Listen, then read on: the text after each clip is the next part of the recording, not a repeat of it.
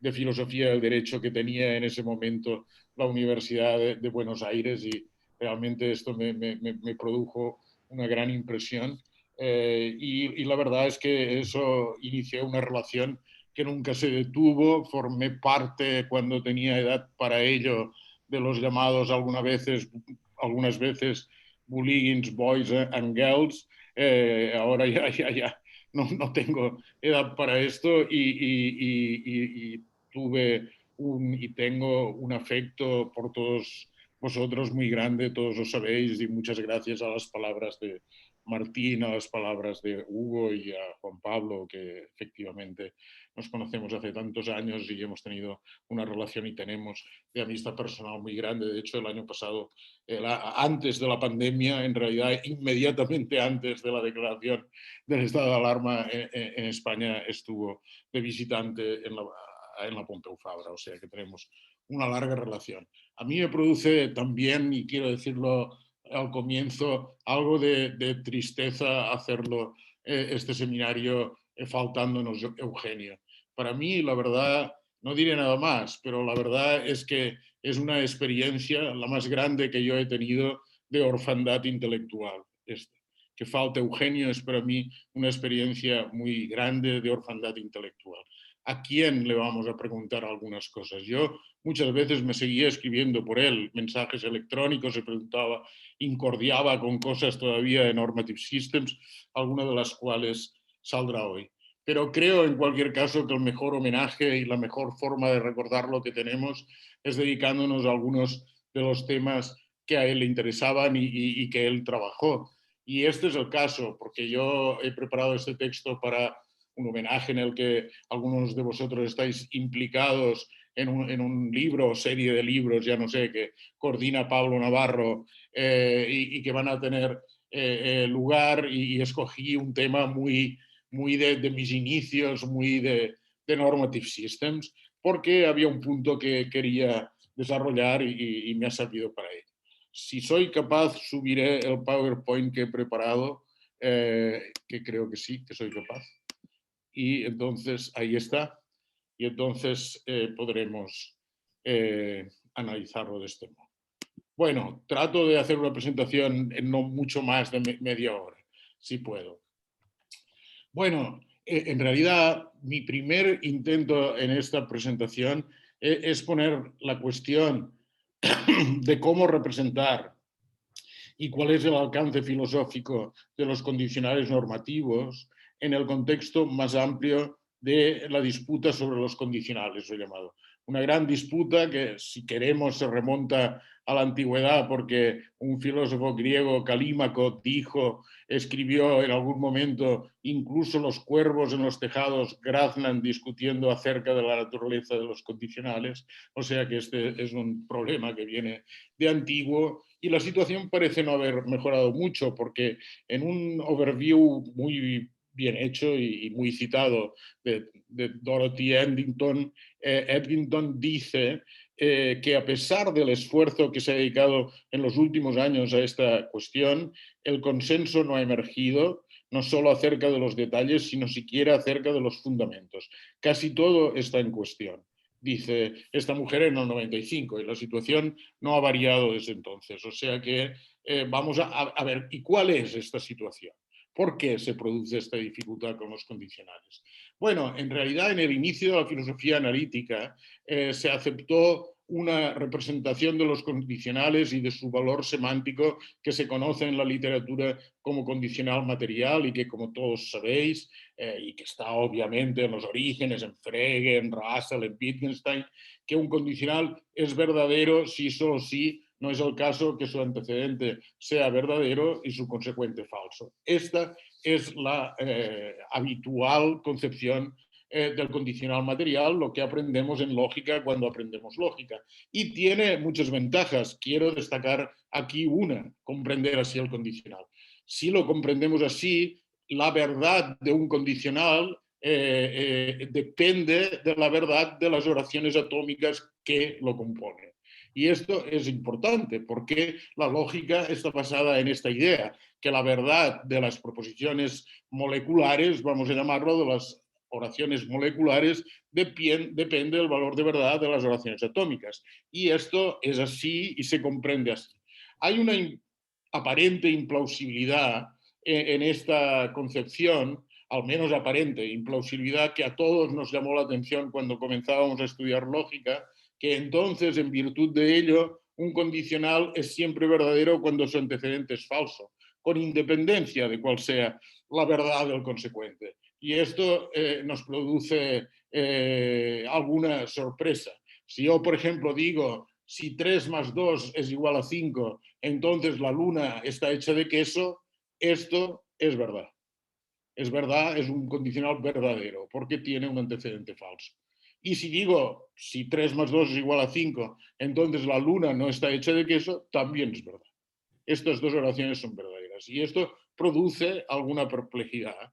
Aunque esta perplejidad algunas veces se ha dicho, por ejemplo, el padre de la pragmática contemporánea, Grice, Paul Grice, en unas famosas conferencias ya en los años 60, dijo, bueno, esto nos extraña, nos produce perplejidad, porque en realidad esta forma de hablar cuando sabemos que 3 más 2 no es igual a 5, o en el ejemplo que aquí pongo yo, si llueve se mojará la colada y yo sé que no llueve, viola los principios de cooperación lingüística.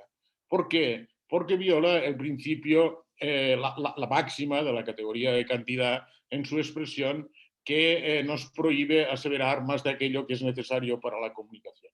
Si yo sé que no llueve, entonces no debo afirmar que si llueve se mojará la colada, que es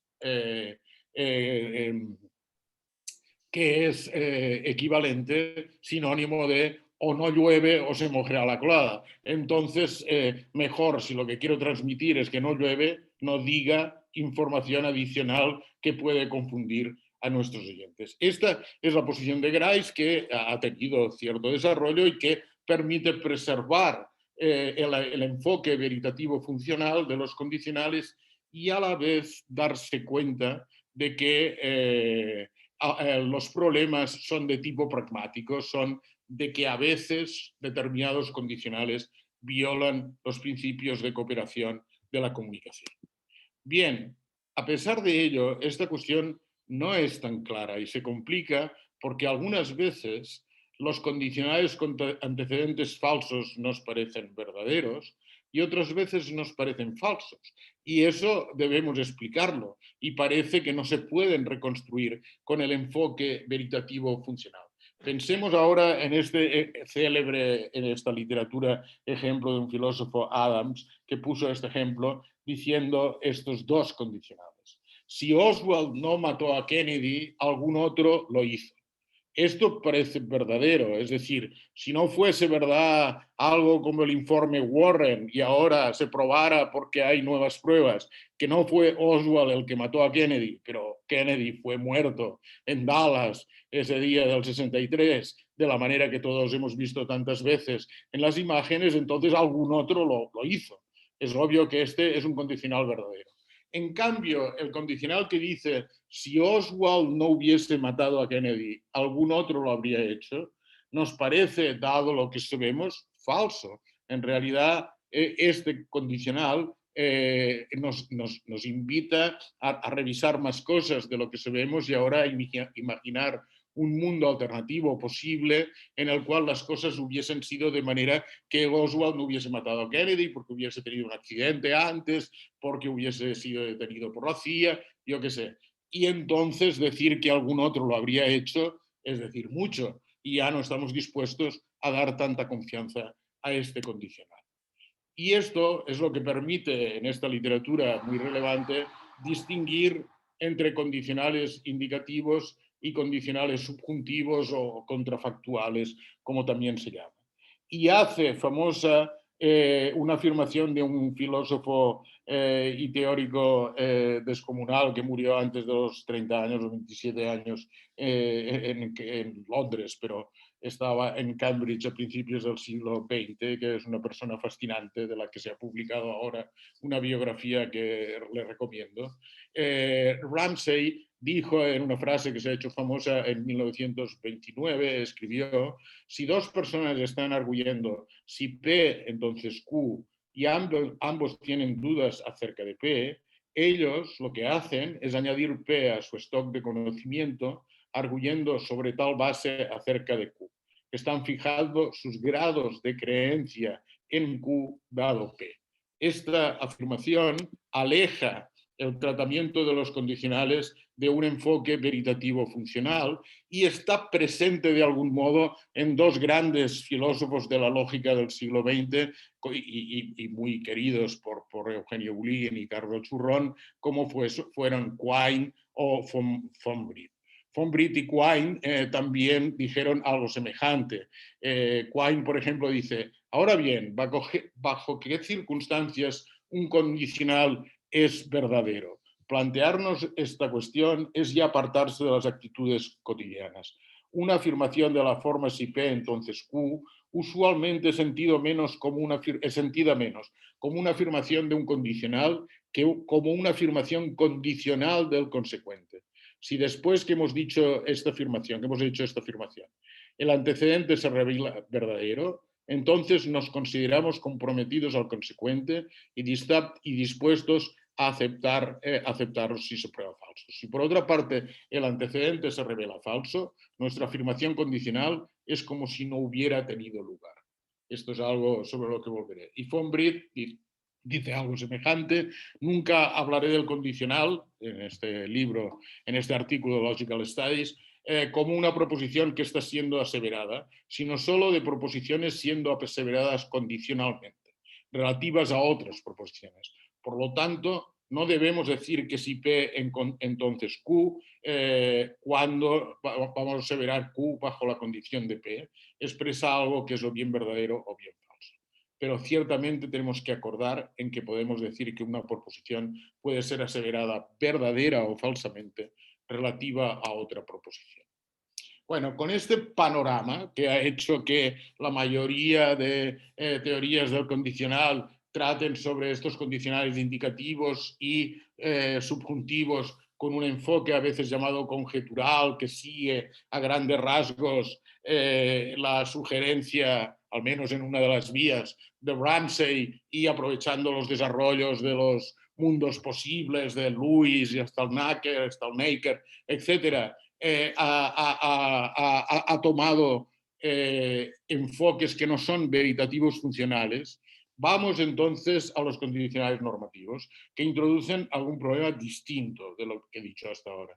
Veamos estos dos condicionales, que son diferentes, veremos por qué. Condicionales normativos. El primero dice, si llueve, retira la colada. El segundo dice, si sales de casa, ponte el abrigo.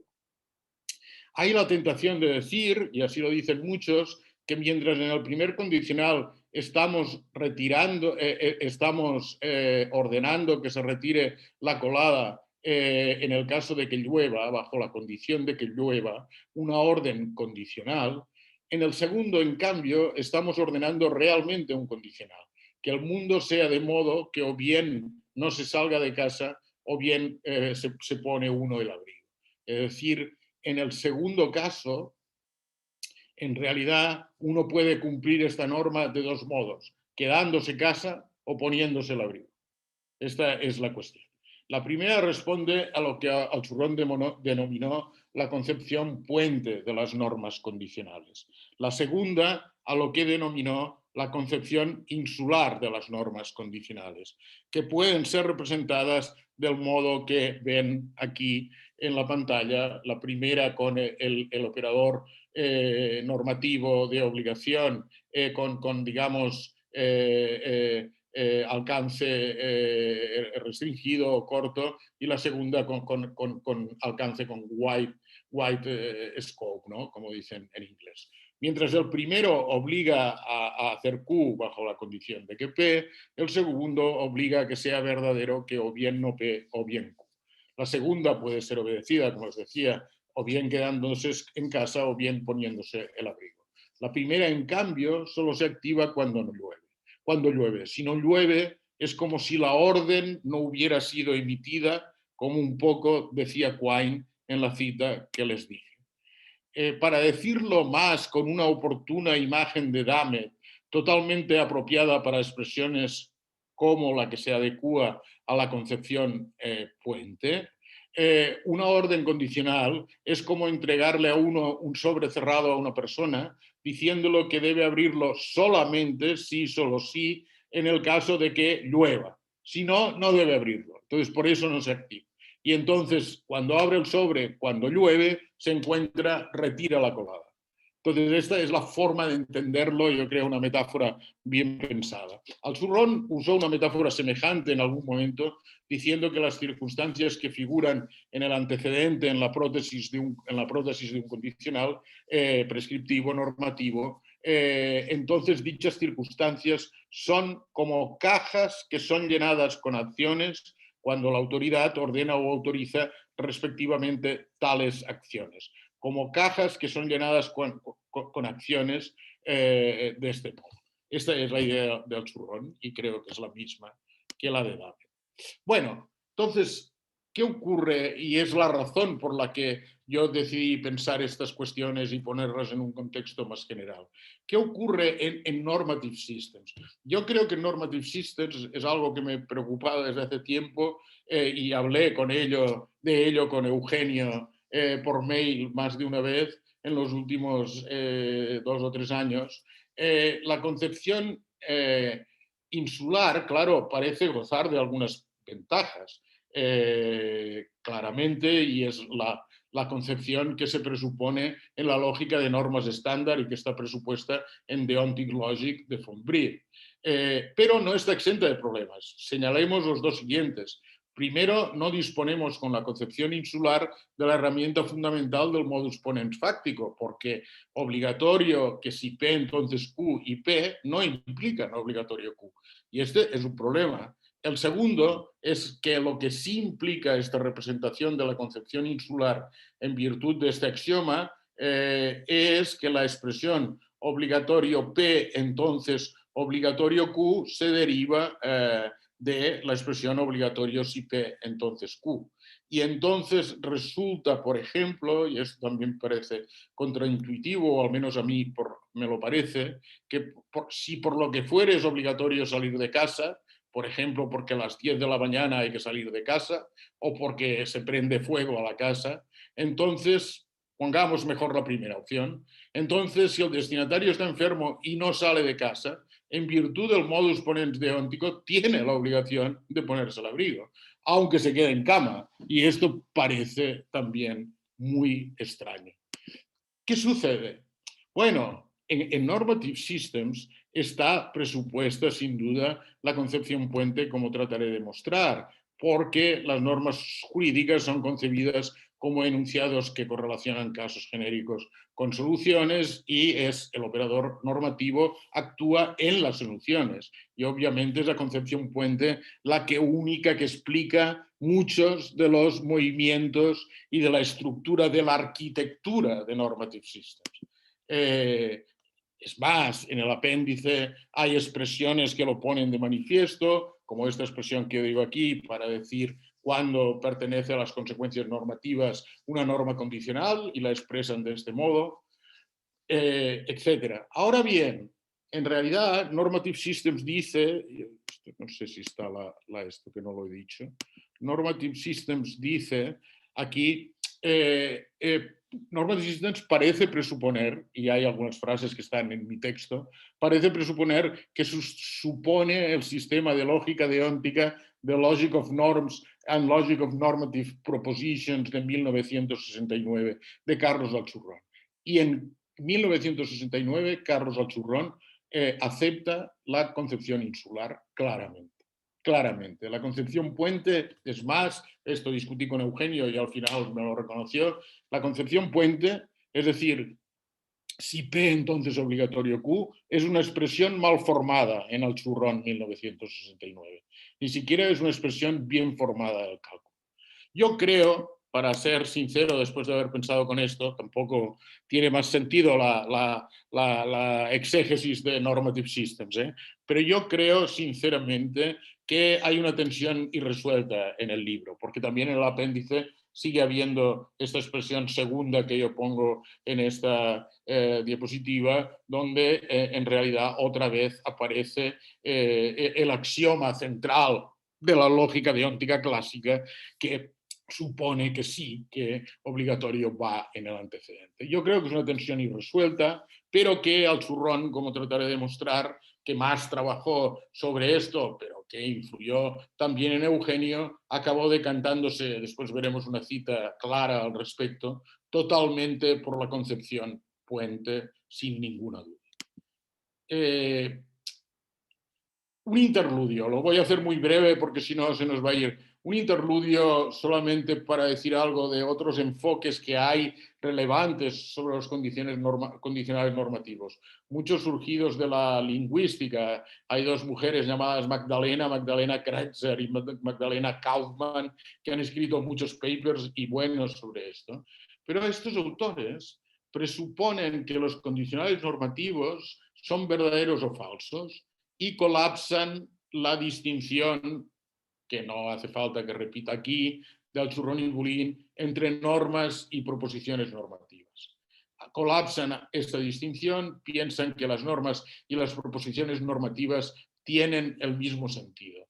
Del mismo modo que piensan que la afirmación, Julia, que es el nombre de mi hija, se puso el abrigo, es equivalente, sinónima a asevero que Julia se puso el abrigo. Y de este modo, debes ponerte el abrigo es sinónima de te ordeno que debes ponerte el abrigo. Te ordeno que te pongas el abrigo. Esta posición, por razones que yo no entiendo mucho por qué los lingüistas se han adherido a esta posición, a mí me parece, y lo han dicho otros autores, muy insatisfactoria, porque en realidad colapsar la distinción entre normas y proposiciones normativas tiene consecuencias muy insatisfactorias. Es decir, asevero que Julia se ha puesto el abrigo implica que yo he aseverado algo. En cambio, la oración Julia se ha puesto el abrigo no implica nada sobre lo que alguien ha aseverado. Nada implica al respecto. Lo mismo pasa con las contradicciones, etc. Doy esto, por supuesto, con lo cual no me adhiero a este punto de vista ahora en boga de que las normas en realidad tienen valor de verdad porque son equivalentes a proposiciones normativas del modo que yo he dicho. Esto nos lleva al problema que no trataré aquí del dilema de Jorgensen. Entonces, si las normas no son verdaderas y falsas y la lógica trata de entidades que son verdaderas o falsas, ¿cómo puede haber relaciones lógicas entre las normas? Bueno, al Zurrón en concreto preocupó de ello y, como saben, en un artículo Logic Without Truth escrito con Martino, defendió una concepción abstracta de consecuencia. Yo no voy a decir nada más de esto, aunque yo preferiría, y hoy en día hay personas intentándolo, un filósofo de los más importantes en este momento, Kit Fine, está trabajando en esto, una serie de artículos interesantes. Yo preferiría mostrar cómo puede funcionar la eficacia como un valor parasitario de la verdad.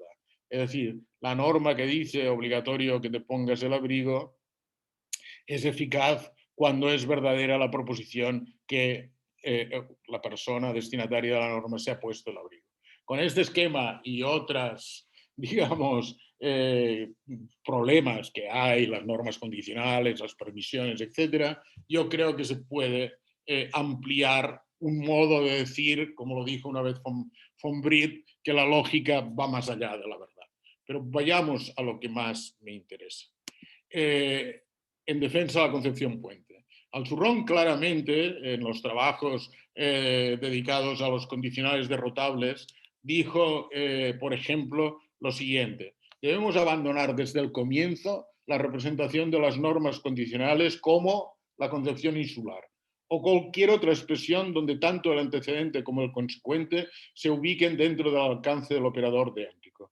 Una definición semejante podría denominarse representación insular de las normas condicionales, pero debemos adoptar la concepción puente de las normas condicionales. En ella las normas condicionales son como puentes que vinculan lo que es o podría ser con lo que debe ser hecho. Vinculan el reino del Sein con el reino del Sollen. Esta es la posición clara. He escogido este texto para que sea clara la aceptación absoluta de Carlos el Zurrón y en este sentido también de Eugenio, porque he hablado varias veces con él, hablé varias veces con él de esto, de la posición de la concepción puente de las normas condicionales. Lo que voy a hacer ahora, y ya en la última parte claramente de mi exposición, es dar tres tipos de razones sintácticas, semánticas y pragmáticas en favor de la concepción puente, como el Zurrón dice. La primera es sintáctica, aunque sobre esto hay cierta discusión también en la literatura, pero la primera es que un condicional en donde el antecedente tenga un operador normativo, como presupone la lógica dióntica estándar, porque obligatorio si P, entonces Q implica obligatorio, si obligatorio P, entonces obligatorio Q, como aquí parece, es un condicional donde es muy difícil por razones sintácticas en español y yo creo en todas las lenguas, por supuesto en las que yo conozco, pero imagino que este es un rasgo, digamos, definitorio. No hay modo de decir normativamente si sales de casa, entonces ponte el abrigo. Esta es una oración mal formada en castellano. Tú puedes decir, si debes salir de casa, pero esto es una proposición normativa, entonces ponte el abrigo. Pero formular un antecedente en términos prescriptivos no es posible. Y esta es la razón sintáctica en favor de la concepción puente. La concepción puente no presupone esto, por lo tanto considero que es superior. Bueno, razones semánticas.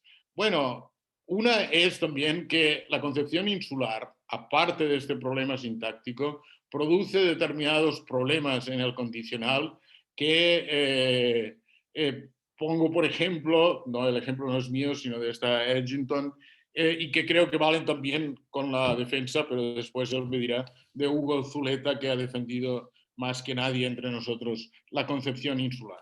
El ejemplo de Edgington es el siguiente. Si un médico le ordena a la enfermera de guardia por la noche lo siguiente en relación con un enfermo moribundo, si mañana todavía vive, cámbiale las sábanas, si la orden fuese de acuerdo con la concepción insular, que le ordena que o bien mañana todavía viva el enfermo, el paciente, o bien le cambie las sábanas, la enfermera podría cumplir con la norma matando al enfermo. Y esto parece muy implausible, muy implausible. Parece que esto no es lo que quiere decir este enunciado. Quiere decir más bien algo como dame. Es como un sobre que dice, ábralo si mañana el paciente todavía está vivo. Y mañana, cuando veo que el paciente está vivo, le cambio las sábanas. Bueno, hay que realizar algunas adecuaciones más, esto si quieren lo hablamos después, para no tener la tentación de tomar totalmente el enfoque subjuntivo o contrafáctico para los condicionales normativos, porque esto produce otras dificultades. Pero como ustedes saben, Al-Zurrón defendió una concepción lógica, un sistema axiomático para los condicionales representados con la concepción fuente, rechazando la concepción insular. Este es un rasgo definitorio de la teoría de los condicionales del Zurrón. El segundo rasgo definitorio es que la teoría de los condicionales del Zurrón los concibe como condicionales derrotables. Este no es mi punto esta tarde, pero es muy importante y creo que Al-Zurrón lleva razón precisando que una representación de las normas condicionales que suponga únicamente que cuando el antecedente junto con otro conjunto de asunciones, esto que se conoce en la literatura de los contrafactiums como containability, una expresión que procede de Goldman es igual, entonces vale el consecuente. Entonces, es decir, el antecedente es, para decirlo como lo dice Carlos Zurrón muchas veces, solamente una condición contribuyente de la obligación del consecuente. Es decir, una condición contribuyente, siguiendo a von Britt, es una condición necesaria de una condición suficiente. Entonces, por eso él lo representa con esta expresión del corner y construye un sistema axiomático para mostrar cómo es posible convertir estos antecedentes, que son condiciones necesarias de condiciones suficientes, sometidos a un operador de revisión, en condiciones suficientes al final, que permitan al final del proceso, después que hemos hecho la operación de revisión, que actúen de acuerdo con el modus ponens, de acuerdo con el refuerzo del antecedente y las reglas del condicional material. La gran virtud de este operador de revisión es que permite la transición de condicionales derrotables a condicionales revisados y, por lo tanto, inderrotables. Condicionales que admiten entonces el modus ponens y la ley de refuerzo del antecedente, lo que, por cierto, es crucial para la justificación de las decisiones que requiere el derecho. Sin dichas operaciones no podríamos justificar una decisión individual que impone un deber o una obligación. Para las razones pragmáticas elegí, pero no quiero detenerme ahora en esto, si quieren lo vemos después, elegí la paradoja de Chisholm, porque la paradoja de Chisholm, que es una de las paradojas famosas en la lógica deóntica, trata de mostrar que de premisas aparentemente plausibles se deriva una contradicción. Las premisas son estas: debes ayudar a tus vecinos. La segunda, si ayudas a tus vecinos, debes avisarlos de que vas a hacerlo. Por ejemplo, ayudarles a cortar la hierba del jardín. Si no vas a ayudarles, no debes avisarlos y, de hecho, al final, porque te sucede algo, no vas a ayudarles. Entonces, Chisholm trata de mostrar que de este conjunto de premisas interpretadas de esta manera, la segunda con la concepción insular y la tercera con la concepción puente, esto es curioso, se deriva una contradicción. Representadas así, la contradicción se deriva la contradicción entre obligatorio A y no obligatorio A. Es fácil de verlo, si ustedes quieren pueden verlo, ¿no? No A aquí implica obligatorio no B implica no obligatorio B, entonces en virtud de eso, con la premisa B podemos obtener no obligatorio A, que es contradictorio con A.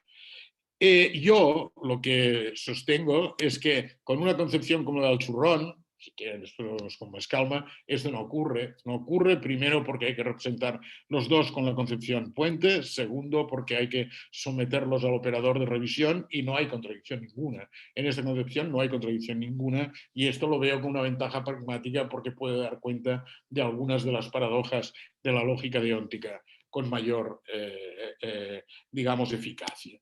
Y termino solamente con dos consideraciones. La primera es que este trabajo no contiene una teoría de los condicionales normativos, y esta presentación tampoco, sino tal vez los prolegómenos a dicha teoría. Ubican dicha teoría en el contexto de la discusión de los condicionales. Pero en este caso esta falta no es grave, porque el churrón sí contiene dicha teoría. Ahora, en un libro que editamos Jorge Rodríguez y yo en 2010, una teoría general de los deberes, están todos los artículos sobre esto de Carlos juntos, y entonces esa sí contiene una teoría y es una teoría a la cual yo adhiero. Por lo tanto, esto no es grave porque la teoría ya está hecha. Yo solo he puesto de manifiesto el background en el que me parece que se apoya la teoría. Y termino, esta es una conjetura, con una sección de las investigaciones filosóficas de Wittgenstein, que tal vez tiene que ver con lo que estamos diciendo y que a mí siempre me ha resultado intrigante, pero claro, como siempre, Wittgenstein dice esto y no dice nada más. Pero en la sección 519 de las investigaciones dice: queremos decir, dice, una orden es la imagen de la acción que fue llevada a cabo de acuerdo con ella, pero también una imagen de la acción que debe ser llevada a cabo de acuerdo con ella. Esto es lo que dice Wittgenstein y creo que está en el trasfondo de la discusión, aunque no sé qué pensaba Wittgenstein más allá, porque como siempre esta es una afirmación como así, digamos, como era Wittgenstein, ¿no? Algo esotéricas, estas afirmaciones contundentes, pero que no sabemos qué presupuestos tenían. Y bueno, creo que esto es una pequeña contribución que en mi caso quiero que sea visto así como mi humilde homenaje al recuerdo de Eugenio, que es perdurable para todos nosotros y para siempre. Bueno, muchas gracias y estoy a su disposición. Tengo una última, porque esto es más triste, claro, tengo una última filmina más en broma. que la encontré por casualidad y pueden ver ustedes la broma claramente. If P, then Q, pues es esto. If P, then Q. Gracias. Muchas gracias, José Juan. Muchísimas gracias. Les pido que los que quieran preguntar me lo indiquen a mí por chat.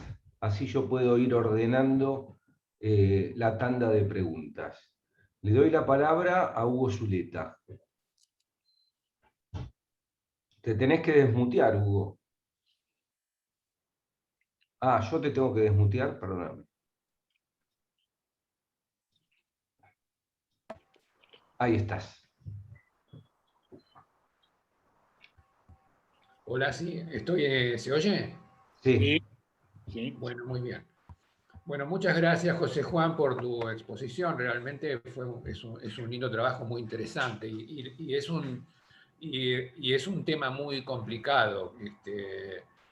Alguna vez Alchurrón dijo, creo que citando a alguien, que los condicionales son un escándalo de la lógica. Es un problema, el condicional es un problema realmente complicado. Yo tengo algunos comentarios. Voy a hacer algunos, no todos, porque no quiero extenderme demasiado. Con respecto al ejemplo de si sales de casa, ponte el abrigo, y bueno, tiene el deber de salir de casa y por lo tanto se infiere que tiene el deber de ponerse el abrigo, y tú dices, pero si está enfermo y no sale de casa, en virtud del modus ponens, es obligatorio ponerse el abrigo aunque el destinatario se quede en casa en cama. La pregunta que me pregunto, el hecho de que estuviese enfermo y se tuviera que quedar en casa, ¿canceló la obligación de salir? Porque si canceló la obligación de salir, ya no se puede inferir que tiene la obligación de ponerse el abrigo. Si no canceló la obligación de salir, entonces sí entonces tiene las dos obligaciones, la de salir de casa y la de ponerse el abrigo. Pero claro, a veces cuando uno no cumple cuando uno tiene dos obligaciones y no cumple una, puede parecer tonto cumplir la otra. Lo mismo pasaría si tuviera una obligación conjuntiva. Por ejemplo, si la madre le dice al hijo, ponte el abrigo y saca a pasear al perro. Y el niño se revela y decide no sacar a pasear al perro. Tal vez sería tonto que se ponga el abrigo, pero a menos que tenga frío, claro. Pero eso no quiere decir que haya cancelado sus obligaciones, porque uno no cancela sus obligaciones por el mero hecho de no cumplirlas. Lo que pasa es que una cosa es saber qué obligaciones tengo y otra cosa es la decisión de si las voy a cumplir o no las voy a cumplir. Y una característica de las obligaciones es que siempre puede haber razones para no cumplirlas. Este es el primer punto. El segundo punto...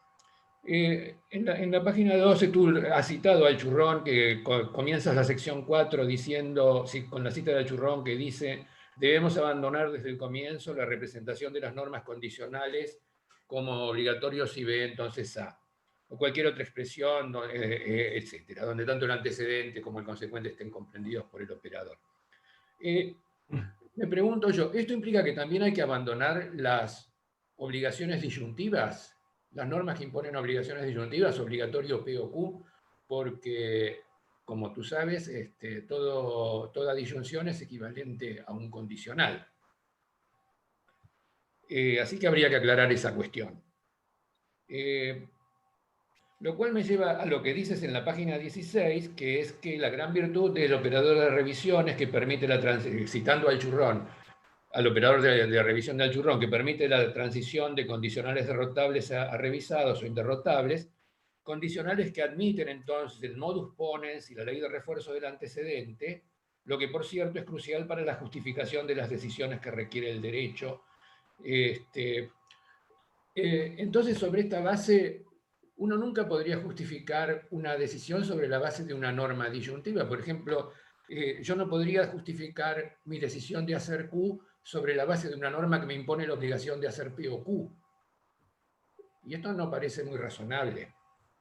Pero bueno, se vincula con lo que te dije antes de abandonas también, porque obligatorio Q no se deduce de obligatorio P o Q. Entonces, si para justificar yo necesito deducir una norma individual, obviamente sobre la base de obligatorio P o Q no puedo justificar hacer Q. Bueno, esto con respecto a esa cuestión, Después, con respecto al ejemplo de la orden del médico a la enfermera, que tú me dices que también se me aplica, y efectivamente también se me aplica. Y yo creo que efectivamente la enfermera cumpliría la orden del médico matando al enfermo. Pero el problema es que la orden del médico se da en un contexto normativo donde hay otras normas, como por ejemplo la norma que prohíbe matar y las normas que regulan el comportamiento de las enfermeras, lo cual hace que el médico seguramente haya considerado innecesario advertirle, pero no lo mate. De modo que si la enfermera quiere no solo cumplir la orden del médico, sino también evitar ir a la cárcel, parece que en caso de que el enfermo no se haya muerto por sus propios medios, no va a tener más remedio que cambiarle las sábanas. Esto es la... después...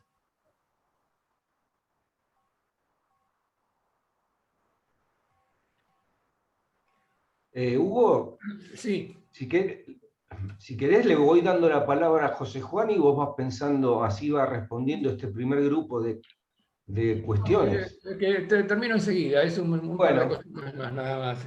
Con respecto a la objeción de carácter sintáctico de la página 12, tú dices en castellano y al parecer en todos los idiomas, el antecedente de un condicional no puede estar en modo imperativo. Y yo te diría, bueno, lo que pasa es que desde el punto de vista sintáctico, los signos de admiración se ponen al principio y al final de la oración, no se ponen en una parte de la oración. Si tú piensas, entonces los signos de admiración tampoco pueden estar en el consecuente del condicional. Piénsalo en inglés, donde el signo de admiración se pone solo al final de la oración. ¿Cómo harías para restringirlo al consecuente? No se puede. Y para terminar,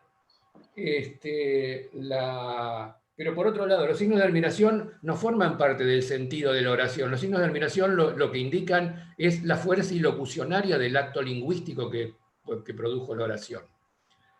Y para terminar, quería decir que la definición de condición contribuyente de von Wright, que al churrón sigue y que tú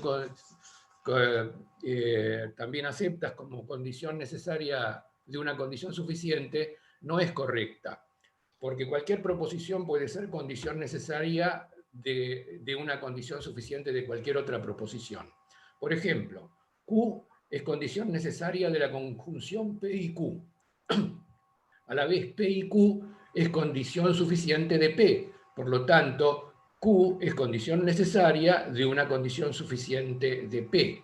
Si eso fuera una definición adecuada de condición contribuyente, diríamos que cualquier proposición es condición contribuyente de cualquier otra proposición. Bueno, eso es todo. Muchísimas gracias, Hugo. Bueno, obviamente Hugo es muy competente en esto, más que yo, ya lo digo de entrada, con lo cual, más que yo, con lo cual sus observaciones todas tienen mucho sentido. Además, él es un defensor de la concepción insular y la ha defendido en varios trabajos como más adecuada para representar nuestra concepción de las normas condicionales, y claro, este trabajo mío y esta presentación es en la otra dirección totalmente. Trato de contestar algunas cosas sobre lo que me dice Hugo. La primera era sobre precisamente la concepción insular y el ejemplo de si sales de casa ponte el abrigo, en el sentido de si está cancelada la norma o no. Bueno, mi punto es más simple. Mi punto es decir, la concepción insular presupone en su representación que las normas, si sales de casa, ponte el abrigo, y sal de casa, implican que debes ponerte el abrigo. Esto es lo que sucede. En cambio, la concepción puente, no. La concepción puente solo implica que si sales de casa, no si debes salir de casa. Si sales de casa, debes ponerte el abrigo. Entonces, obviamente, en la concepción puente, uno no incumple la norma obligatoria de ponerse el abrigo, aunque sí incumple la norma si no sale de casa, si sales de casa, ponte el abrigo. Pero la concepción insular, a mi parecer, implausiblemente, comporta que también se incumple la norma que debe salir de casa. Y yo creo que esto es imposible. no, que debes ponerte el abrigo, perdón, que debes ponerte el abrigo. Y esto me parece implausible. Pero bueno, sí, tenemos intuiciones. Yo en algún momento, y lo dijimos en la introducción al libro de Alchurrón, en algún momento tendía a pensar que en realidad son concepciones no disyuntivas, pero al final Alchurrón me convenció, sino son concepciones que responden a intuiciones diversas y que las normas del tipo si sales de casa ponte el abrigo es mejor reconstruirlas con la concepción insular y las normas si llueve ponte el abrigo es mejor reconstruirlas con la concepción puente. O sea que yo en un momento, y habiendo leído a Hugo, pensé que había la posibilidad de una concepción ecléctica, pero ahora me parece que algunas dificultades de la concepción insular me hacen pensar que es mejor abandonarla, como dice Alchurrón. Pero bueno. La segunda cuestión era sobre las obligaciones disyuntivas y tiene que ver también con la tercera de la derrotabilidad. Mi respuesta a esto es solamente la siguiente, y por eso he dicho las observaciones primeras. Una concepción como la que yo defiendo hace que el valor de verdad o lo equivalente, el valor semántico de un condicional normativo no es una función del valor semántico de sus constituyentes. No es una función. Entonces, tenemos que rechazar la equivalencia entre disyunciones y condicionales, porque no es el condicional como una disyunción.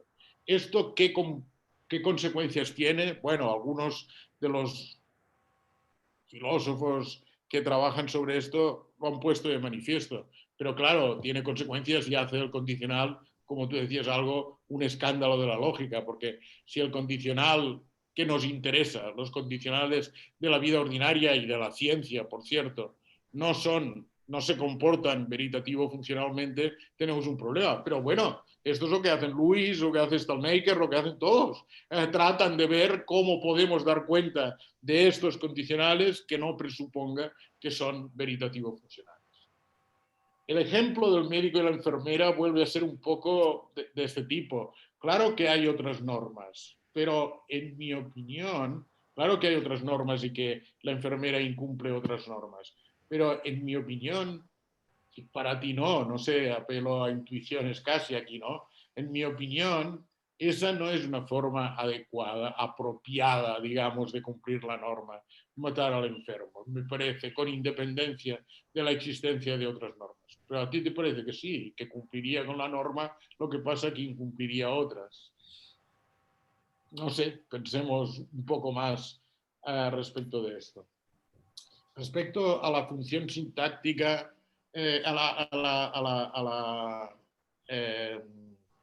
consideraciones sintácticas, sí, hay personas que han discutido esto. Estoy de acuerdo que el signo de admiración se refiere a la fuerza ilocucionaria. No discutamos esto.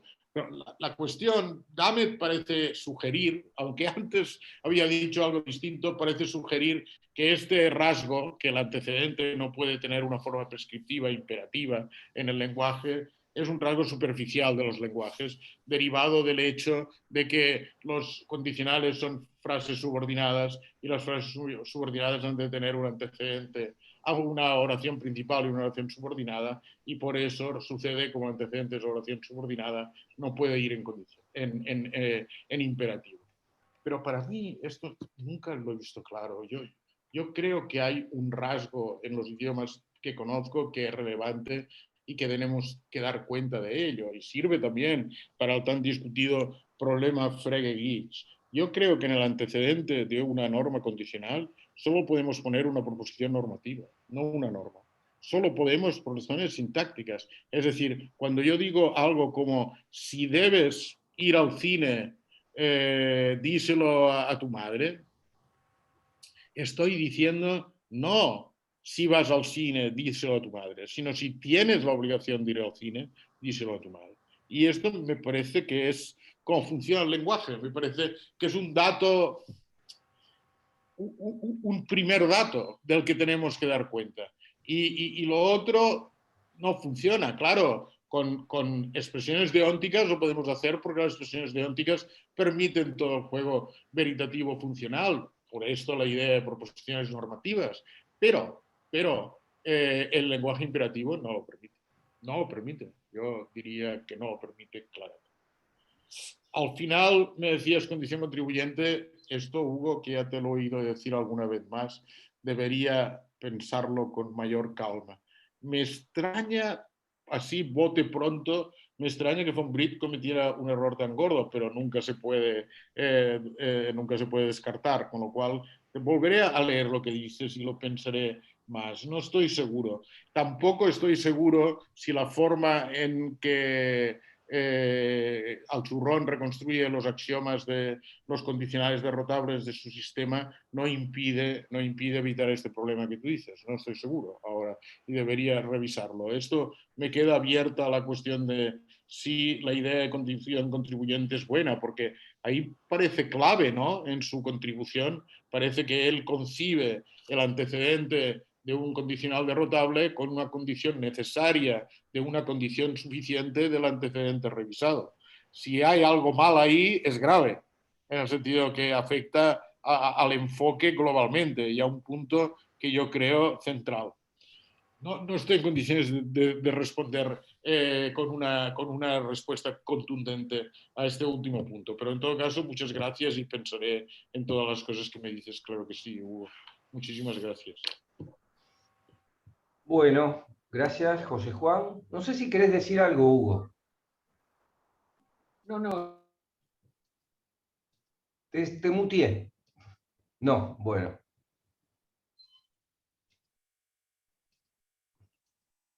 Es muy complicado hacer esto. Ahí está, Hugo. No sé si querías decir algo. Bueno, ahora no, simplemente te agradezco, José Juan, que quiero dar oportunidad que intervengan otras personas. Bueno, entonces ahora le doy la palabra a Gabriela Scataglini. Si es que puedo. Ahí está. No está. Ahora sí, ahora sí. Creo que es que primero nos desmuteás vos y después nos desmuteamos. Hola, José Juan. Hola a todos y a todas. Un placer.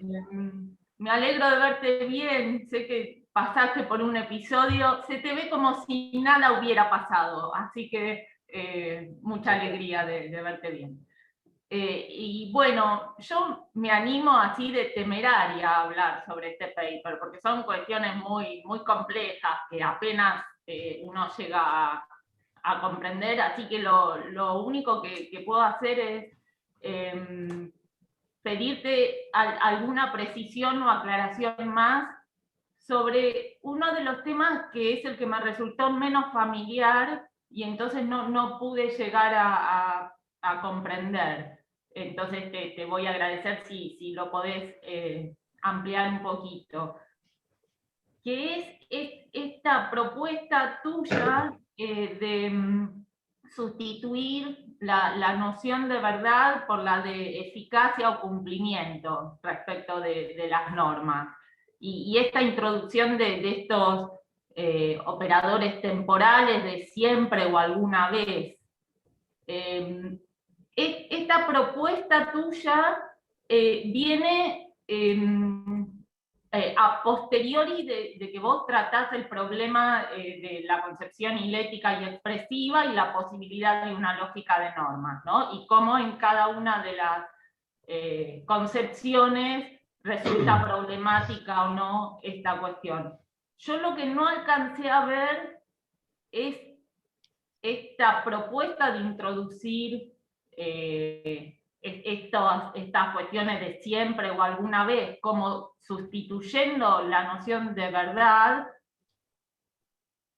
¿cómo se encuadra dentro del problema de la posibilidad de una lógica de normas? ¿Qué problema viene a solucionar específicamente? Si esto hace que quedemos del lado de la concepción hilética, o de qué lado del dilema de Jorgensen, no alcancé a ver si viene a solucionar alguno de esos problemas o cómo encuadra, no sé si soy clara con la pregunta, porque no llego a percibirlo y te agradecería si... Gabriela, sí.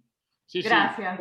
Trato de contestarte, claro que sí. Bueno, primero, como Gabriela ha dicho y algunos de ustedes lo saben, yo he tenido un susto de salud del cual estoy bien, como dice Gabriela, hace ya 5 semanas me intervinieron por una oclusión intestinal y tuve una intervención de cierta relevancia, importancia, pero no hay ninguna otra cosa añadida, no tienen que sufrir por mí, estoy bien, fue una mala suerte, en realidad una conjunción de factores de mala suerte y estoy bien y estoy recuperándome muy bien. O sea que muchas gracias por esto. Pero como algunos estarán preocupados, lo digo. Quiero decir algo también de las cuestiones complejas, Gabriela. Yo, cuando Juan Pablo me lo propuso, tenía este paper, ya me daba cuenta que habría sido más abierto a todos presentar otra cosa, pero ¿qué me pasó? Yo, en el seminario que tú con Juan Pablo coordinasteis en Washington, yo presenté una cosa más abierta. Me acuerdo que después publicó crítica, ¿no? Que era sobre el artículo verdad de óntica y valores de Bulligan, ¿no? Más abierta y más de cuestiones de fondo y también del objetivismo, ¿no? Ético, etcétera. Pero claro, cuando Pablo Navarro me invitó a escribir este paper, yo pensé que tenía el deber, entre comillas, no sé cómo decirlo, de hacer una cosa realmente buliniana, de hacer una cosa realmente para decir, yo fui y me siento de este club y como me siento de este club voy a hacer esto. Y bueno, esto no es fácil. ¿Qué le vamos a hacer? Esto no es fácil. Todos lo sabemos, hemos trabajado en esto, no siempre es lo más fácil. Y entonces me sentí obligado y me dio trabajo reconstruir cuál es la posición en la filosofía contemporánea acerca de los condicionales, me dio trabajo, me dio bastante trabajo, o sea que te entiendo perfectamente. Bueno, verdad y eficacia lo trabajamos hace años ya y esto. A ver, ¿a qué responde? Primera cuestión que tú dices. Sí, responde al dilema de Jorgensen y ahora explicaré por qué. No a la concepción ilética y expresiva. Yo lo único que trataba de mostrar con eso es que, claro, un modo que ellos tienen también de salirse del dilema de Jorgensen es con la concepción expresiva. Uno dice, no hay lógica de normas. Ya está, contestada la pregunta del dilema de Jorgensen. Este es el cuerno al que adhieren. No hay lógica de normas. Pero eso no quiere decir que no haya lógica de sistemas normativos, porque podemos hacer una lógica de proposiciones ordenadas, otra de proposiciones permitidas, y entonces con esto hacer el juego. Esto es lo único que quería mostrar. Pero lo que en mi propuesta, y no solo mía, está desde el origen, y hay famoso artículo de Hofstadter y McKinsey, hay una tradición que ha tratado de ver que aún si las normas no son verdaderas o falsas, las normas sí podemos decir si han sido cumplidas o no. Y el cumplimiento, la relación de cumplimiento, se comporta, la relación de ser eficaz, se comporta de una forma parasitaria a la verdad.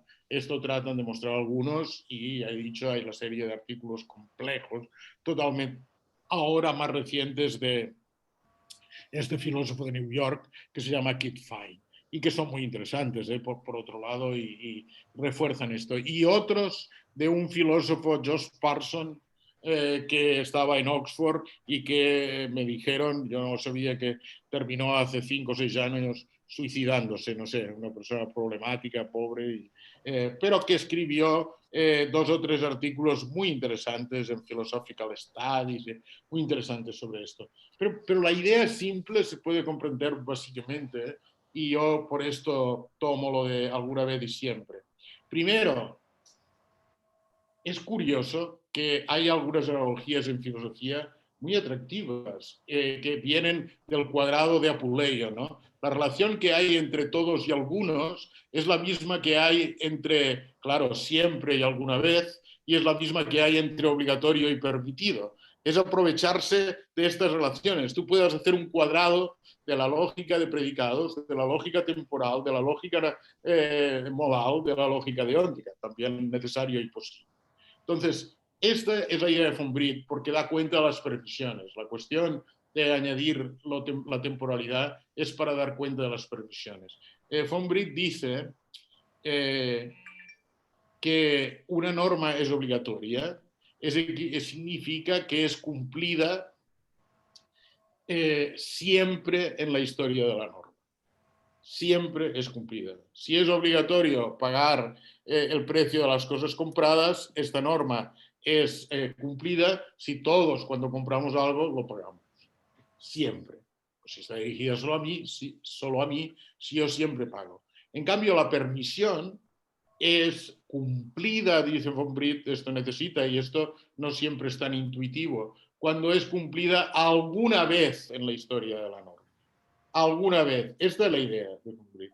Y esta es la idea que yo tomo para desarrollar. Esto permite montar un sistema de lógica de normas en la que decir que obligatorio ponerse el abrigo implica permitido ponerse el abrigo, significa que si uno se pone siempre el abrigo, entonces alguna vez se pone el abrigo. Esto es claramente verdad y entonces esto permite dar cuenta de esta intuición. Hay otras intuiciones, para ser totalmente sincero, de los que no se da cuenta. Por ejemplo, una norma facultativa para una acción individual no puede ser cumplida según esta concepción. Por si yo te digo facultativo que te sientes en esta silla ahora, pues tú no puedes sentarte en esta silla ahora y no sentarte en esta silla ahora. ¿Qué es lo que significa facultativo? Permitido sentarte en esta silla y permitido no sentarte en esta silla. Y esto no recoge, y creo que no hay remedio. La lógica no es capaz de dar cuenta de todas nuestras intuiciones, ¿no? Esto es algo que sabemos del análisis conceptual en filosofía. Hay que sacrificar algunas intuiciones para dar cuenta. Pues esta no la reconstruye. Pero lo otro sí lo reconstruye. Cuando éramos muy jóvenes, Pablo Navarro y yo, escribimos un trabajo que se llama Verdad y Eficacia en una revista española que se llama Teoría, que a lo mejor, si me lo pides, Gabriela, yo lo tengo por ahí en algún sistema PDF, porque alguna vez me lo han pedido, donde desarrollábamos cómo sería esto, cómo sería desarrollado, con lógica, etc. Bueno, esta es la idea. Creo que ahora es un poco más claro. Y por lo tanto responde al dilema de Jorgensen, no a la distinción entre concepción heliética y expresiva, porque esto sería una manera de reconstruir la concepción heliética, porque en la concepción expresiva no hay lógica de normas. El problema se diluye. Para la concepción expresiva no hay lógica de normas propiamente. Claro, el problema de la concepción expresiva es que hay lógica de proposiciones normativas y ellos mismos reconocen. Incluso Bulin, después de la discusión con Weinberger, reconoce que tal vez sí hay una lógica oculta de normas, y esto es un problema porque había dicho que no, y también reconoce que no sabe bien cómo tratar las normas condicionales en la concepción expresiva. Ya que hemos hablado hoy de las normas condicionales, este es otro problema grave, precisamente por esto, porque claro, las normas condicionales, es decir, la fuerza ilocucionaria afecta a todo el condicional o solo al consecuente. Y ahí hay muchas cosas que hay que decidir en la concepción. Esto es lo que diría. ¿Vale, Gabriela? Muy bien. Muchas gracias, José Juan. Leticia Fernández. No sé si se me escucha ahí. Sí. Bueno, buenas tardes, profesor Moreso. Bueno, digamos, la pregunta o la intervención que quería hacer me parece es sobre la última parte del trabajo y en el marco también me parece de lo que lo consultó, de la última respuesta del profesor Zuleta, respecto de su posición sobre los condicionales derrotables, no revocables. En realidad preguntarle, bueno, cuál es su postura, porque sobre el final del trabajo me parece que usted trata de rescatar la posición de Alchurrón, ¿no? En el sentido de, bueno, de analizar el antecedente o el condicional anulable o derrotable o revocable, como algunos quieren decirlo, como un antecedente que tiene, bueno, Zuleta creo que dijo que era incorrecto nombrarlo como condición contribuyente a la condición suficiente. Pero de hecho creo que Alchurrón en los últimos trabajos me parece que él lo llama como supuestos asociados. Sí. O sea, es un conjunto de supuestos asociados que contribuyen a la condición suficiente que me permiten afirmar el consecuente, digamos, ¿no? O sea, Q en este caso. y además que, bueno, que él sostiene, o creo que usted también lo sostiene en el trabajo, que con el operador ese de revisión o de selección del el test de Ramsey, bueno, es, digamos, la mejor, la situación en que se encuentra un agente racional que tiene todos esos supuestos asociados, y sobre eso afirma Q, ¿no es cierto? Es el supuesto en que se coloca una persona con determinadas creencias, supuestos, hechos y leyes, y sobre esos supuestos asociados digamos, de no resultar alguno incompatible que me revoque el consecuente, o sea, que me revoque Q, bueno, uno podría tener una, ¿cómo puedo decirlo? Una visión deductiva de un condicional revocable. Yo no sé si entiendo que es esta la postura que usted está manteniendo o tratando de fundamentar de la posición de Alchurrón. O sea, no sé si se entiende lo que quiero decir. Sí. Que con el test de Ramsey aplicado, digamos, a los supuestos asociados a la condición suficiente, bueno, me permiten afirmar Q, me permiten afirmar el consecuente. Digamos, y en caso de que surja alguno incompatible, bueno, ahí sí me derrota el consecuente, pero entre tanto, bueno, lo puedo sostener a eso. No sé si esa es la posición que me parece que usted dejó entrever sobre el final y que permitiría dar una visión, nueva visión, bueno, no sé si una nueva, pero una visión deductiva de los condicionales anulables, ¿no? Sí. Sí, Leticia, claro que lo entiendo. Bueno, primero una cuestión de nomenclatura lingüística. A mí tampoco me gusta tanto, pero pensaba que ya era estándar llamarlos derrotables, ¿no? Porque esto, como sabemos cómo decirlo en castellano, y me gustaba más revocables, pero parece que había ganado, me parecía a mí que había ganado derrotables. No me gusta tanto por una razón que a veces decía Ernesto Garzón Valdés, que él prefería Coto Vedado que el atrincheramiento de los derechos, porque el atrincheramiento suena a guerras y bombas y en cambio el Coto Vedado suena a cazadores casi del Renacimiento con flautas y cuernos de no sé qué, y era más agradable. Pues tal vez revocables suena mejor que derrotables, que suena también un poco a batallas y guerras y bombas. Pero por eso. No, vamos a lo que me pregunta. Sí, a ver, en primer lugar, yo estoy totalmente de acuerdo, lo he dicho, con la posición del Churrón. Creo que su teoría de los condicionales derrotables es la mejor teoría para cómo funcionan los condicionales en la vida cotidiana, en las normas, condicionales normativos, también en la ciencia, creo. Esto me parece, porque también en la ciencia hay asunciones, como usted decía, asociadas a los antecedentes de los condicionales científicos. Por lo tanto, me parece que es la mejor teoría. ¿Qué me parece? Sencillamente, decir la verdad, me parece muy genial de Alchurrón haber dado cuenta de este rasgo de nuestros condicionales, que los hace ciertamente no veritativo funcionales, no sometidos al modus ponens ni al refuerzo del antecedente, pero haber mostrado cómo oportunamente revisados se pueden convertir en condicionales materiales y entonces sirven para la vida cotidiana, para la ciencia, para justificar decisiones, efectivamente, para justificar decisiones. A mí esto me parece sencillamente genial. Yo, ¿cuándo era? En los años 80, 90, en los años 90 y principios del 2000, leí muchísima literatura sobre condicionales derrotables. Alguna muy buena, que creaban, no sé, hay un libro de Praken con 10 sistemas de condicionales derrotables,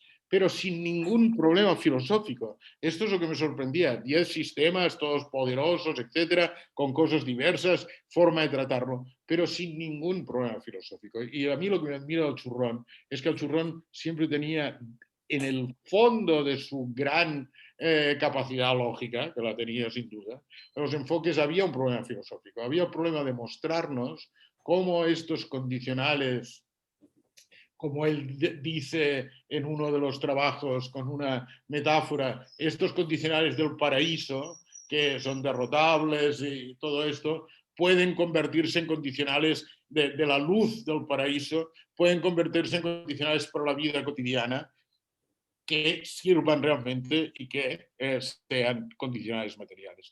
Y esta me parece la gran contribución del churrón en este punto. Con lo que usted dice de Ramsey, la segunda cosa que le quiero decir, Leticia, es verdad lo que dice Ramsey y es muy influyente Ramsey para ellos, porque al churrón, aparte de su interés por los condicionales normativos, el interés que mostró en estos trabajos de los años 80 y 90 es un interés junto con Jerdenfors y Mackinson en algo que se ha convertido en teoría de las creencias, en epistemología, en inteligencia artificial, en una teoría conocida así, teoría AGM, que es muy famosa, sobre la revisión de creencias. Por lo tanto, él pensaba que los condicionales normativos se forman del mismo modo que nosotros revisamos nuestras creencias a la vista de nuevos datos y entonces refinamos, sometemos a revisión nuestras creencias de este modo. Es decir, la idea, a mí me contó una vez Bulygin, ya puestos que soy mayor puedo contar anécdotas de este tipo. Bulygin me contó una vez, Eugenio, que en realidad Jerdenfors y Mackinson comenzaron a trabajar sobre esta teoría conjuntamente y escribieron estos papers muy influyentes juntos, precisamente porque una vez en Buenos Aires, al Churrón y Bulygin les explicaron el problema de la indeterminación lógica del sistema, cuestión de que un conjunto de normas puede implicar conjuntos diferentes y como consecuencia de la derogación, de la eliminación del sistema, no sabemos, podemos preservar la consistencia, pero no sabemos qué normas debemos eliminar. Podemos eliminar conjuntos de normas distintas.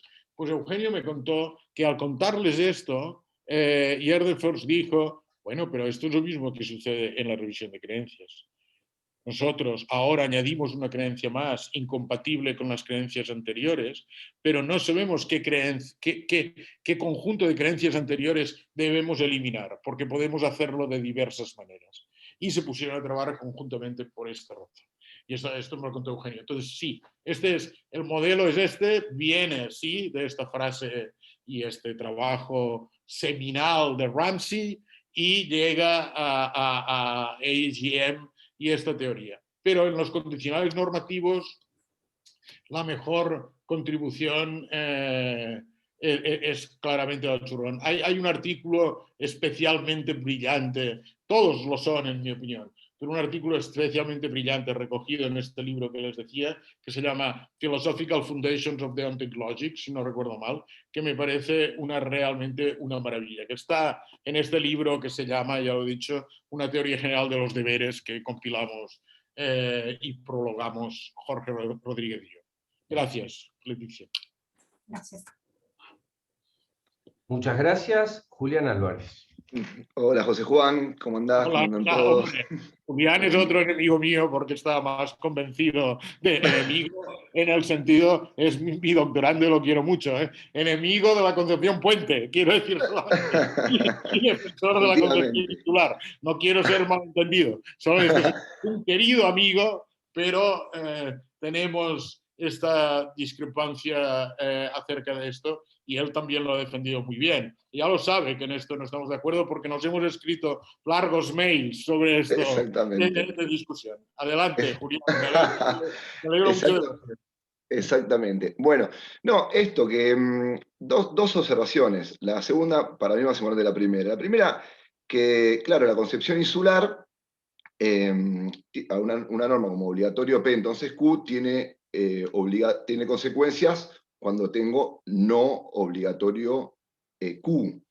Entonces, y la concepción puente no tiene consecuencias, porque si tengo P, entonces obligatorio Q, y tengo obligatorio Q, no tengo ninguna consecuencia. Entonces, yo digo, has valorado las virtudes de la concepción puente, pero no has criticado esta virtud que tiene, por ejemplo, la concepción insular en el trabajo. Y en segundo término, yo lo voy a intentar expresar sintéticamente. Sobre la relevancia de aceptar una concepción y otra con relación a la pertenencia de la norma individual en el sistema. la concepción puente tiene un compromiso con los hechos del mundo que la concepción insular no tiene. Por ejemplo, Caracciolo muestra con el modelo M3 que la norma individual pertenece al sistema también, o sea, por legalidad, pero también por deducibilidad. Simplemente, si yo acepto la concepción puente, puedo aceptar que la norma individual pertenece al sistema jurídico por deducibilidad, porque la concepción puente sí tiene compromiso con los hechos del mundo. Y si acepto la concepción insular, no puedo aceptar que la norma individual pertenece al sistema por deducibilidad, porque no puedo deducir nada, porque no tiene ningún compromiso con los hechos del mundo. En consecuencia, ¿sí? Si yo acepto la concepción puente, y acepto esto que dice Caracciolo, que la norma individual pertenece al sistema por deducibilidad, tengo la obligación de aceptar que los hechos del mundo también pertenecen al sistema jurídico. Y me parece que es una obviedad que los hechos del mundo no pertenecen al sistema jurídico. Justamente en la definición de Alchurrón y Bulligin, ellos generaron una definición para dejar de decir que el orden jurídico era un conjunto eterno de enunciados normativos, sino poder tomar 2 o 3 enunciados normativos. Y la verdad que no es para aceptar que el sistema jurídico pertenece a enunciados normativos y también hechos del mundo. Entonces, para mí, por esta razón, la concepción puente no deriva lo que para Alchurrón era su principal consecuencia práctica, que podemos derivar normas individuales por modus ponens óntico. Simplemente esto. Muy bien, muchas gracias, ¿Puedo decir Julián. una cosa, Mauricio? Sí, sí. Esa es una manera de describirlo, Julián, pero la otra forma es que las proposiciones acerca de hechos del mundo no forman parte del sistema jurídico, sino que forman parte de premisas de la argumentación, por ejemplo, judicial, pero no porque formen parte de premisas de la argumentación judicial, necesariamente forman parte de los sistemas jurídicos. Claro, me parece que por ese lado salvaría la situación, la concepción. Yo creo que Juan Pablo lleva razón y trato de decirlo, después digo algo de lo primero, pero trato de ampliar lo que dice Juan Pablo. Creo que lleva razón. Creo que no hay un compromiso hacia una concepción del sistema normativo de manera que incluya todas las proposiciones que describen al mundo, o al menos las proposiciones verdaderas que describen al mundo, o algo así, de la concepción puente, porque la concepción puente es solamente una forma de representar las normas condicionales, nada más. Entonces aquí tenemos que forma parte de un sistema normativo. Entran en consideración otras consideraciones, que en eso estamos de acuerdo, Juan Pablo, creo, Julián y yo, que es mejor que no incluir ahí las proposiciones verdaderas acerca del mundo, por muchas razones. Esto es un problema también que hay con lo que discuten los epistemólogos de la clausura epistémica, pero por muchas razones es aconsejable no hacerlo. Y en cambio, como Juan Pablo decía muy bien, y en cambio en la argumentación jurídica de aplicación del derecho, sí es necesario tener en cuenta las proposiciones que describen los hechos del mundo. ¿Por qué? Porque aplicar el derecho, justificar una decisión mejor de aplicación del derecho, es mostrar, al menos en la concepción ordinaria, tradicional, es mostrar que esa norma individual se deriva de la norma que regula el caso, o las normas que regulan el caso, más las proposiciones que describen ese caso. Y esta es nuestra noción de justificación de las decisiones, pero no tienen por qué formar parte del sistema normativo. Nada compromete a que formen parte. Es más, normative systems no presupone que forman parte. Pero eso me lleva a la primera cuestión, que ahí sí hay un problema que lo ha dicho bien Julián, pero lo digo de otro modo, de la concepción puente. La concepción puente supone que si llueve debes ponerte el abrigo, esta norma, más la norma no debes ponerte el abrigo, tiene como consecuencia que no llueve, por aplicación del modus tollens. Tiene consecuencia, es decir, dos normas tienen una consecuencia fáctica. Esto es extraño, ciertamente. Vulnera la ley de Hume, dos normas tienen una consecuencia fáctica. Además, ¿qué quiere decir que derivamos de que hay dos normas la conclusión que no llueve? Hay una discusión en Normative Systems sobre esto, cuando distinguen entre sistemas normativos puros y sistemas normativos impuros. Los sistemas normativos puros, ¿os recordáis esto? Ahí está en el centro de Normative Systems. Sistemas normativos puros no tienen consecuencias fácticas porque son consistentes, y los sistemas normativos impuros tienen consecuencias fácticas porque son inconsistentes, porque este sistema de solo dos normas es inconsistente, en realidad, porque que no debes ponerte el abrigo implica que si llueve no debes ponerte el abrigo, y si llueve debes ponerte el abrigo, y si llueve no debes ponerte el abrigo, son inconsistentes con la noción de coherencia de Normative System, claramente. Que digamos que el mismo caso genérico está correlacionado con soluciones normativas incompatibles. Y esto es lo que yo diría, es raro si no es que lo entendemos de esta forma, no es que se derivan en el sentido de que ahora es verdad que no llueve, no es eso, sino que como muchas veces sucede, como sucede también en virtud de ex falso quod libet, un sistema de proposiciones contradictorias tiene cualquier consecuencia. Pues un sistema de normas contradictorias tiene cualquier consecuencia, incluso consecuencias fácticas. Esto es una mala cosa, pero es lo que sucede con los sistemas inconsistentes. Por eso la consistencia o coherencia, en este caso, la consistencia es tan importante. Esto yo diría de lo primero. Pero de todas maneras... ¿Puedo hacer una devolución? Sí. Permiso, Julián, chiquita. Claro, claro. De todas formas, entonces Caracciolo no tendría razón en que las normas individuales pertenecen al sistema por deducibilidad. Pero claro que Juan Pablo y José Juan tienen razón en que en la justificación subjetiva, como dice de Almeida, en su trabajo que vimos también en este seminario, considerándose en la fundamentación de la sentencia, uno puede introducir premisas fácticas. Eso está claro y puede hacer este razonamiento.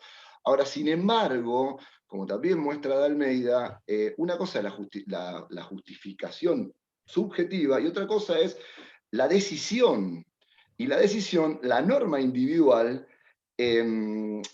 aceptar que la norma individual pertenece al sistema por deducibilidad, la decisión, no la fundamentación, es aceptar que en el sistema, que al sistema pertenecen enunciados que describen hechos del mundo. No necesariamente, me acuerdo, pero no con detalle de lo que decía Caracciolo, pero no necesariamente, Julián, porque alguien podría decir, por ejemplo, que una norma individual justificada pertenece al sistema porque ha sido dictada por una autoridad que es el juez, es decir, en virtud del principio de legalidad, que tiene su competencia restringida a derivarla cuando se deriva de proposiciones fácticas verdaderas y normas que pertenecen al sistema. Pero no tienes esta necesidad. Esto, creo que algo de esto dice Caracciolo, y por otro lado, creo que el problema de Luis Duarte de Almeida es otro. Creo que está pensando en otra cosa. No sé bien en cuál, yo también le pregunté, no sé bien exactamente en cuál está pensando, pero está pensando en otra cosa. Yo creo que está pensando más bien en que las decisiones se toman aplicando el derecho como conjunto. Entonces, decir que está fundado en esta norma con los ejemplos que él ponía es como mínimo insuficiente, porque algunas veces el hecho de que sea un supuesto, un caso individual de este caso genérico, no es suficiente para decir que se aplica la norma. Entonces, creo que estoy pensando, no lo sé seguro, pero creo que estoy pensando en otra cosa. Tiene dos trabajos que antes de mi susto de salud estaba leyendo y ahora no los he retomado todavía, pero tiene dos trabajos al respecto. Pero creo que lo otro se puede arreglar porque fíjate que precisamente el juego con los 4 modelos de Caracciolo es que hay un modelo que es deducción más legalidad, ¿no? Entonces tú puedes decir, sí, deducción, pero pertenecen porque el juez es una autoridad. Porque yo también la puedo hacer esta deducción y tú también la puedes hacer, pero no pertenece. Si yo digo, bueno, y yo qué sé, O.J. Simpson debe ser condenado como homicida, por decir algo, esto en realidad es una derivación de las normas del sistema de los Estados Unidos o del Estado que fuese el juicio, que no me acuerdo, y de las proposiciones que sabemos con bastante razón verdaderas del caso. Y está justificada mi decisión, pero no pertenece, porque yo no soy una autoridad del sistema americano. Y en cambio el tribunal dijo que no.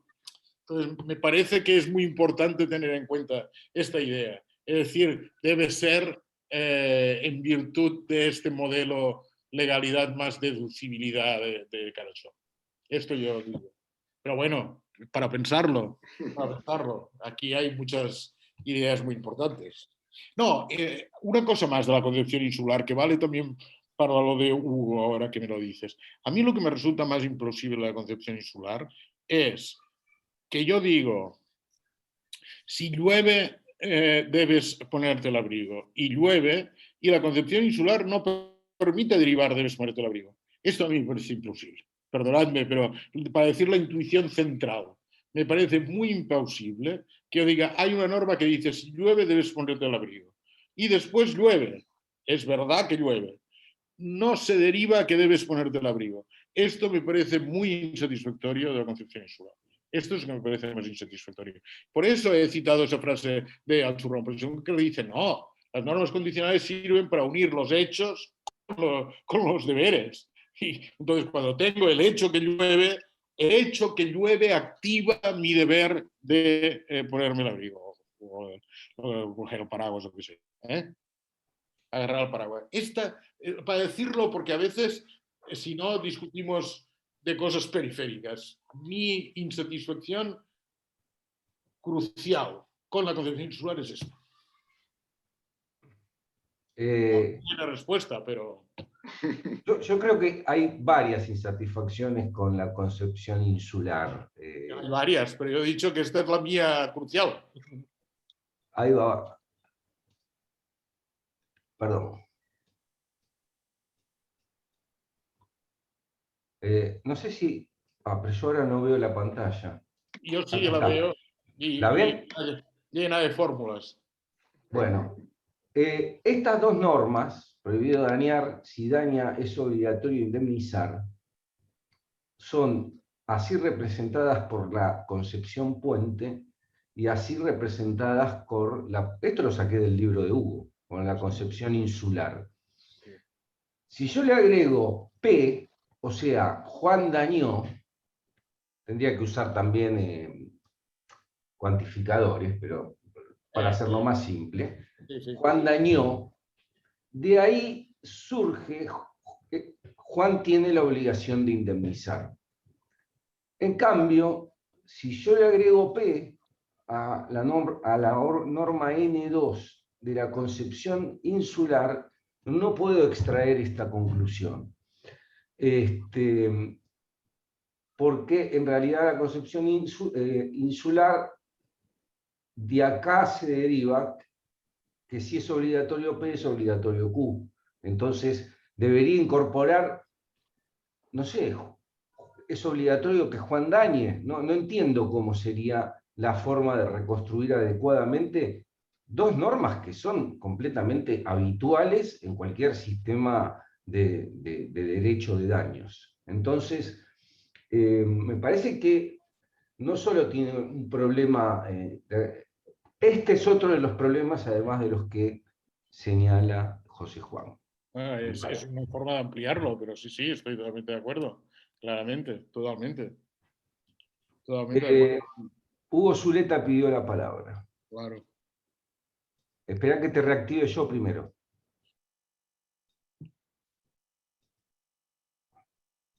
Está complicado.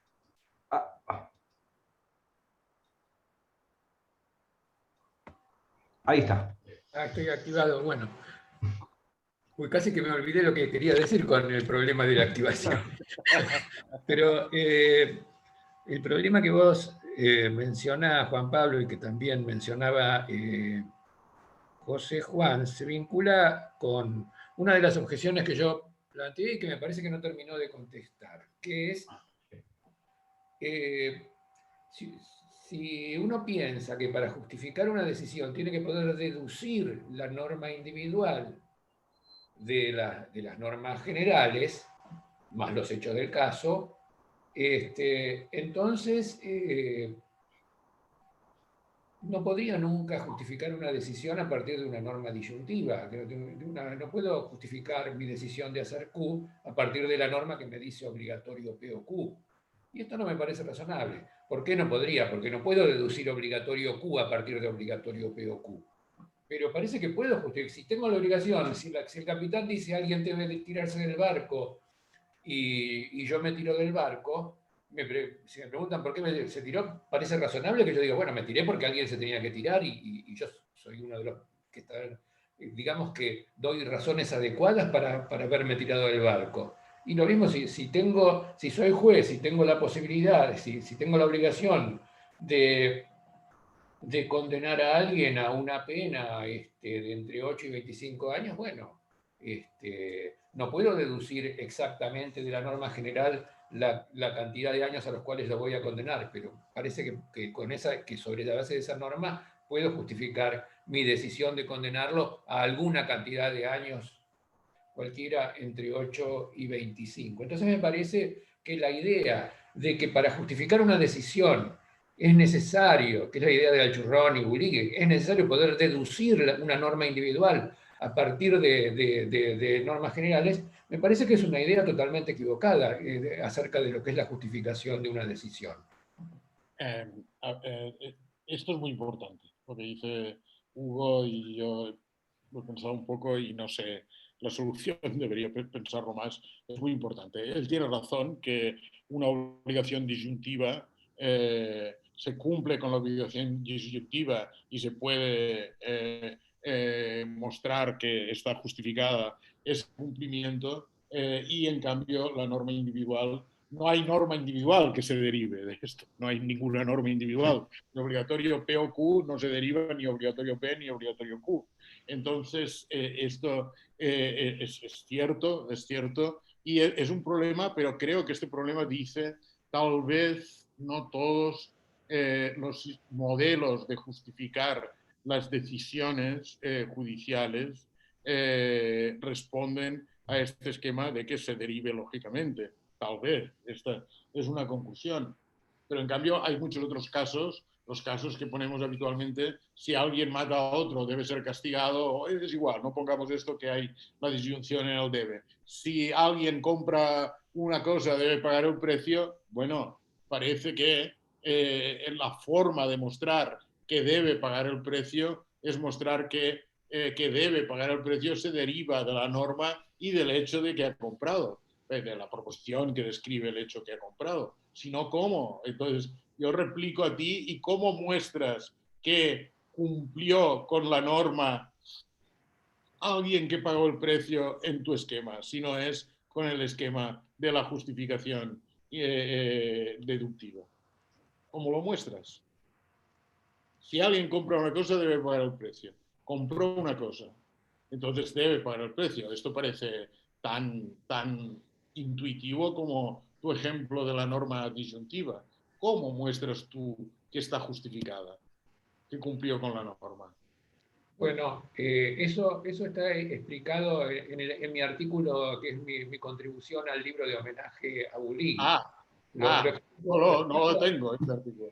Lo muestro a partir de proposiciones normativas. Creo que algo también, algo de eso está también en otro artículo que escribí, cuyo título ahora no recuerdo, pero lo muestro a partir de proposiciones normativas. Lo que muestro es que para poder cumplir con la norma general tenía la necesidad práctica, además está dicho en mi libro de alguna manera, para poder cumplir con la norma general tenía la necesidad práctica de hacer eso del mismo modo que la enfermera, si tiene la prohibición de no matar, la prohibición de matar al paciente y tiene la obligación de que si está vivo le cambie las sábanas, bueno, para poder cumplir con las dos normas tiene la necesidad práctica de cambiar las sábanas, no puede hacerlo matando al paciente porque está incumpliendo una de las normas. Pero no necesito deducirlo, basta con mostrar, que es lo mismo que dice von Wright por otro lado. Von Wright dice, no hace falta. Algunas veces dice esto. Lo que hay es una necesidad práctica de hacer eso para poder Algunas veces dice esto, también otras dice lo otro, pero bueno, algunas veces dice esto. Sí, esta es una posibilidad. Esto lleva, por estas razones, mi intuición hace un tiempo era que responden a, digamos, tipos de normas distintos y a preocupaciones distintas. Responden. Es decir, cuando, no lo he dicho antes, pero lo digo ahora, cuando el cumplimiento, la realización de la prótesis del condicional no depende del destinatario de la norma, parece más razonable la concepción puente. Cuando depende del destinatario de la norma, parece más razonable la concepción insular. Esta es la posición por la que yo, y cuando escribimos el prólogo con Jorge, algo así dijimos al final de la introducción al churrón.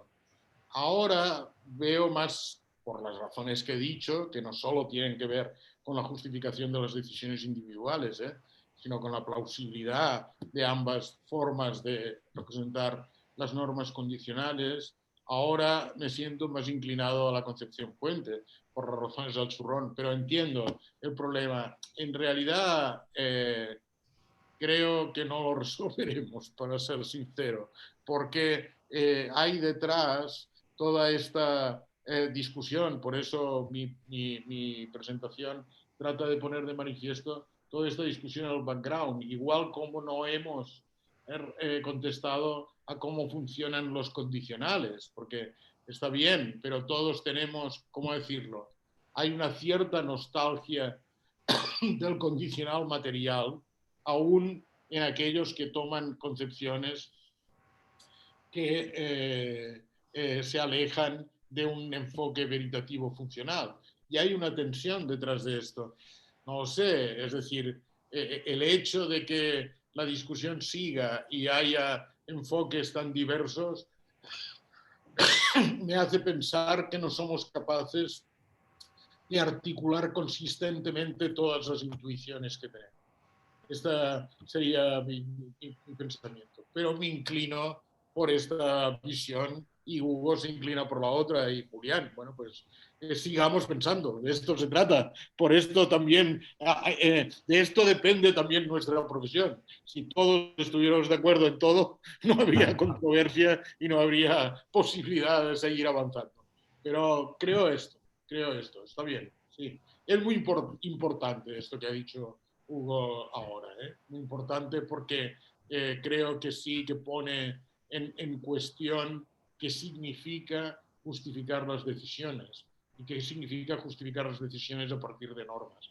La cuestión es, ¿significa que puedo mostrar que se deriva lógicamente, como siempre está presupuesto, obviamente en churrón y budín, o significa otra cosa como esta, la necesidad práctica que va asociada a los trabajos de Fombrit sobre el silogismo práctico, en realidad. Pasa que la consecuencia del silogismo práctico, y esto lo hace todavía más complicado, ya lo sabes, Hugo, no es una norma, sino una acción. La consecuencia del silogismo práctico de Aristóteles era una acción, no una norma. Y esto es lo que desarrolla Fombrit. Entonces, en cambio, parece que la consecuencia de la decisión aplicadora del derecho no es una acción solamente, obviamente. Dictar una norma también es una acción, pero es una norma el contenido. No lo sé. Creo que aquí es para seguir pensándolo. Esto. Muy importante, me parece. Muy bien. ¿Alguna pregunta más? Bueno. Bueno, muchas gracias, déjame decirlo a mí. Muchas gracias. Comprendo y pido disculpas a los que tal vez tenían una expectativa diversa, pero he tratado de explicar a la pregunta que me hacía Leticia por qué yo escogí ese tema, para mostrar que yo soy del club de los Bullying Boys and Girls y comprendo que tal vez para los intereses de algunos de ustedes tal vez habría sido más interesante incluso explicar lo que expliqué sobre verdad deóntica y valores, que tenía más temas para discutir y más cuestiones o algo así que esto. Pero sentía como un deber que mi contribución a este homenaje a Eugenio, que nosotros llamábamos en España, no sé, aquí en Buenos Aires, 90, 50, 30, que nunca será ya, ¿no? Porque era 90 años de Eugenio, 50 de Normative Systems y 30 de Análisis Lógico y Derecho. Se cumplen este año las tres El 25 de julio. Sí, 25 de julio. Entonces, yo me sentía con el deber de hacer esto. Lo digo, me disculpo un poco, espero no haberles aburrido mucho, porque algunos están muy en este tema, como es el caso de los que intervinieron, pero comprendo que otros no.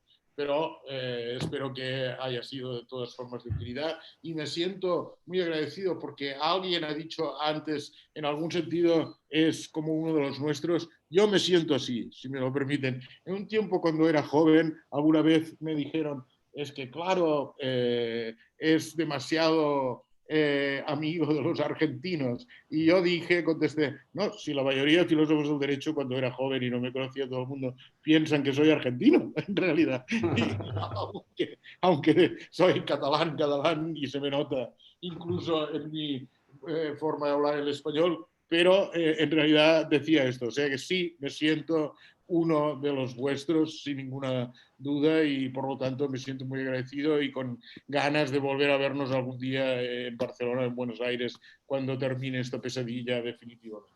Un abrazo para todos. Bueno, muchísimas gracias, José Juan.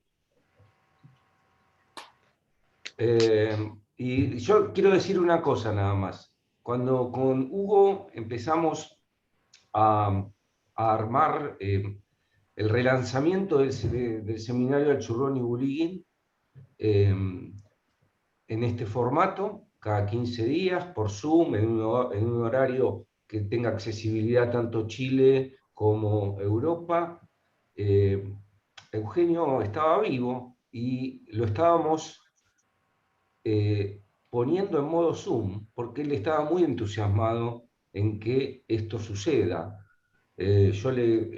Le faltaban dos cosas a Eugenio: la parte tecnológica, que la estábamos armando, y el hijo Clemente se estaba ocupando de mejorar su sentido del oído, porque el audífono que tenía no le funcionaba muy bien. O sea, empezamos el seminario en virtual con un trabajo de Almeida, después con Rodríguez, y después ahí falleció Eugenio. O sea, esto era, este modelo en virtual era algo que quería que sucediera, Eugenio. Así que seguiremos el segundo semestre y ya más o menos tenemos una lista aprovechando la tecnología de expositores extranjeros. No sé, Hugo, si querés decir algo, porque esta es la última sesión de este cuatrimestre. Bueno, sí, te quiero agradecer, José Juan, realmente es muy excitante la discusión de estos temas, aunque es cierto que no es el tema que más entusiasma a todo el mundo, pero a mí por lo menos me entusiasma mucho. Y así que para mí ha sido una gran satisfacción y pienso que todos los demás que estuvieron acá también. Y un lujo tenerte y repito, eres un amigo y un miembro del seminario, no solo porque ya has participado en otras ocasiones como expositor, sino que también has participado como, en otras reuniones en el curso de este año. Así que bueno, me alegro muchísimo de que te hayas mejorado, que se te ha mejorado tu salud, y bueno, y nos veremos nuevamente en el próximo cuatrimestre, y espero que en Barcelona en no mucho tiempo. Claro que sí, claro que sí. Un abrazo, Bueno. un abrazo enorme.